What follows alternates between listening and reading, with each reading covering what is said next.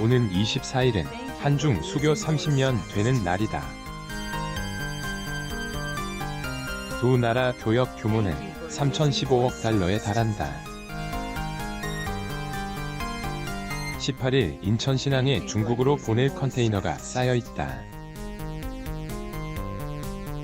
김범준 기자 정보기술, 소프트웨어, 바이오, 의료, 에너지 등 국내 주력 산업의 기술 경쟁력이 미국, 일본뿐 아니라 중국에도 뒤처진 것으로 나타났다.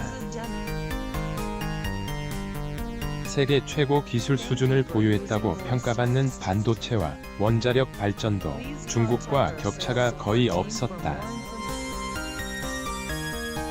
값싼 노동력을 앞세워 짝퉁을 생산한다는 비아냥을 듣던 중국이 첨단 기술을 앞세워 한국을 위협하기 시작했다는 분석이 나온다. 18일 한국경제신문이 한중 수교 30주년을 앞두고 한국과학기술기획평가원의 기술 수준 보고서를 분석한 결과 2010년 중국의 평균 3년 앞섰던 한국의 기술 수준이 2020년엔 0.1년 뒤졌다.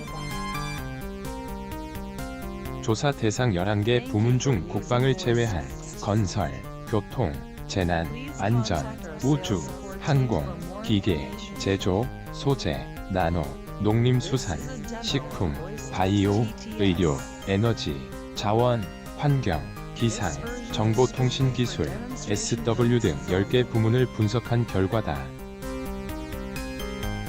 과학기술정보통신부 산하과학기술기획평가원은 주요 국가별 기술 수준을 2년에 한 번 들여다보고 있다.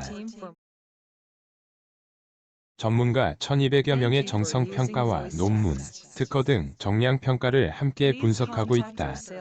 한국은 2010년 우주, 항공을 제외한 모든 분야에서 중국에 앞섰다. 하지만 2020년엔 우주, 항공, 의료, 에너지, 자원, ICT, SW 등 4개 분야에서 뒤졌다. 이 강국이라는 명성이 무색하게 이동통신, 시스템 SW, 인공지능, 가상현실 등 차세대 기술에서도 중국에 주도권을 내줬다는 점이 눈에 띈다. 에너지 분야도 중국과의 기술 격차가 평균 반년가량에 불과했다.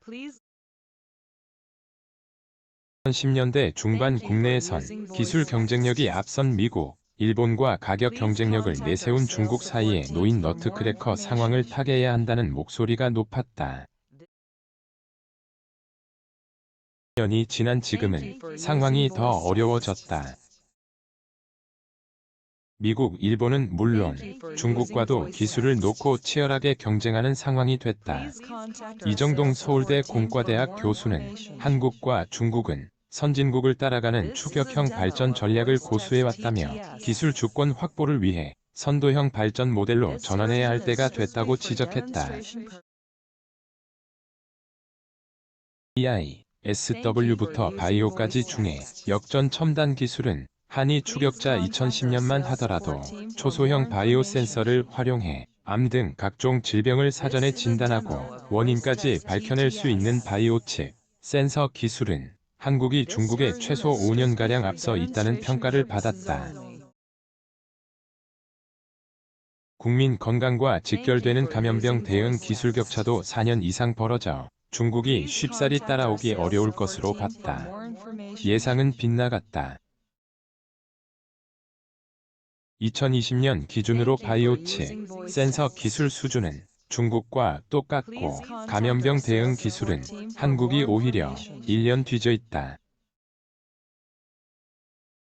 중국은 파격적인 연구 지원과 함께 과감한 바이오 규제 개혁을 통해 대규모 임상 데이터를 구축하는 데 성공했다.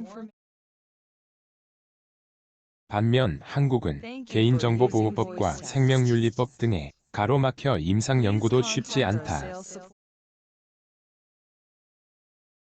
크게 보기 IT 코리아 명성 무색 한국경제신문이 18일 과학기술기획평가원의 기술 수준 보고서를 분석한 결과 국내 첨단 산업 기술력이 최근 10년 새 중국의 대거 역전을 허용한 것으로 나타났다.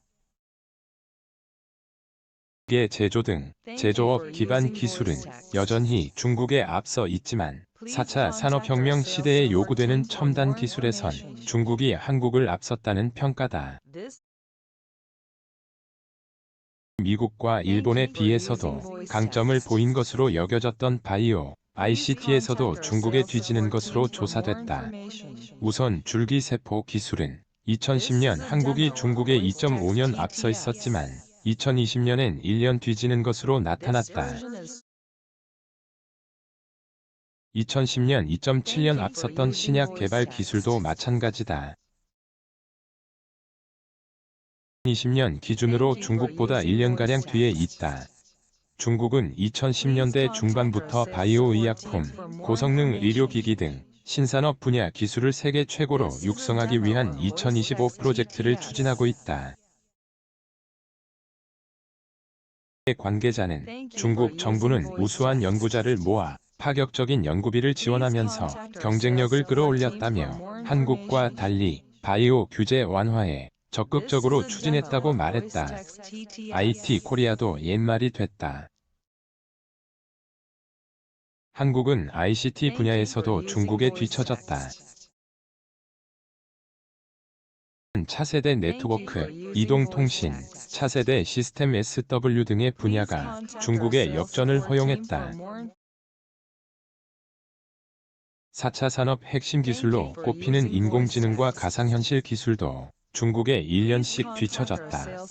IT 업계 관계자는 한국은 세계에서 가장 강력한 개인정보보호법 등 규제에 가로막혀 발전이 더뎠던 데 비해 중국은 대규모 인프라 투자와 규제 개혁을 통해 경쟁력을 끌어올렸다고 지적했다.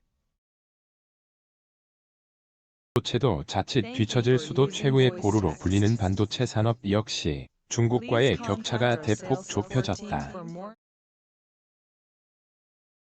중국과의 반도체 공정, 설계 기술 격차는 2010년 4.0년에서 2020년 0.5년으로 줄어들었다.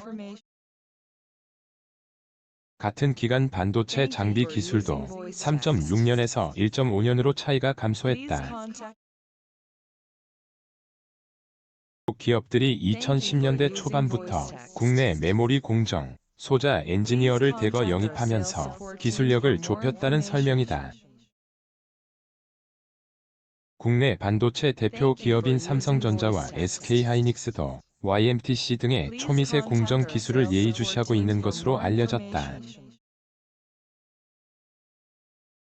D램과 낸드 플래시 초미세 공정에선 아직 3년가량의 기술 격차가 존재한다는 것이 업계 관계자들의 공통적인 설명이다.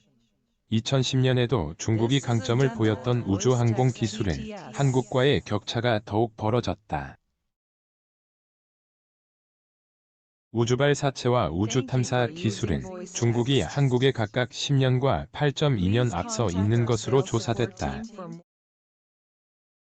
전문가들은 내년 상반기에 공개되는 2022 기술 수준에선 한국과 중국과의 기술 격차가 더욱 벌어질 수 있다고 우려하고 있다. 중국이 보유한 인력 자원 규모에서 한국과 비교가 되지 않을 뿐 아니라 중국 정부의 기초과학 투자 규모도 한국에 비해 월등히 크기 때문이다. 다만 아직 중국과의 기술 전쟁에서 승리할 가능성은 충분하다는 것이 전문가들의 설명이다.